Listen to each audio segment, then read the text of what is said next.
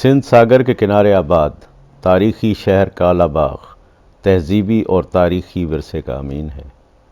شہر کے درمیان سے مشرقی جانب سفر کیجیے تو بازار کے آخر میں چند قبریں موجود ہیں، جن میں سے 2 بڑی قبروں اور 2 چھوٹی قبروں کے بارے میں کہا جاتا ہے کہ یہاں اصحاب رسول آسودہ خاک ہیں۔ مقامی لوگوں کے اس دعوے میں کتنی صداقت ہے،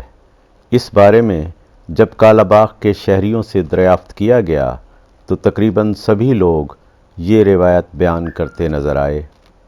کہ شہر کے مختلف بزرگوں کو ایک خاص وقفے کے ساتھ ایک ہی خواب آیا کہ عنقریب دریا کے پانی میں کچھ جسد خاکی تیرتے ہوئے آئیں گے، آپ لوگوں نے ان کی تدفین کرنی ہے۔ اس خواب کی تعبیر کے بعد ایک مرد، ایک خاتون اور 2 بچوں کی لاشیں پانی کے بہاؤ کے ساتھ کالا باغ کی حدود میں داخل ہوئیں، جنہیں مقامی لوگوں نے پانی سے نکال کر یہاں دفن کر دیا۔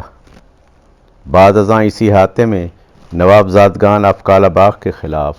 مقامی تحریک بغوچی محاذ میں جاں بحق ہونے والے 2 شہیدوں کو بھی یہاں دفن کر دیا گیا۔